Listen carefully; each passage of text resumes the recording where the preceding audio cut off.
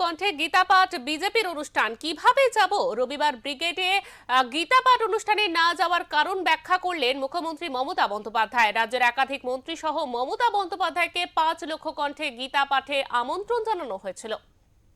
আমি কি করে জানবো বিজেপির প্রোগ্রামে আমি যাবো কি করে? এবার আপনারা আমাকে বলুন, এটা যদি ইম্পার্শিয়াল প্রোগ্রাম হতো আমি নিশ্চয়ই যেতাম, কিন্তু আমি বিজেপির প্রোগ্রামে কি করে যাব? আমি তো একটা পার্টি করি, আমার তো একটা ইডিওলজি আছে। আমি সব ধর্মকে সম্মান করি, আমি সব বর্ণ সব জাতি সবাইকে সম্মান করি, কিন্তু যেখানে বিজেপি ডাইরেক্টলি ইনভলভ সেখানে আমি যাবো কি করে বলুন তো? যারা বলছে আমরা নেতাজিকে ঘৃণা করি, গান্ধীজিকে মানি না, আমি সেখানে যেতে পারবো না।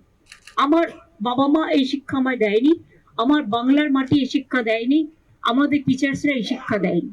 বাংলাকে যারা অপমান আর অসম্মান করে, যারা বাংলা বিরোধী, তাদের সাথে আমি নেই।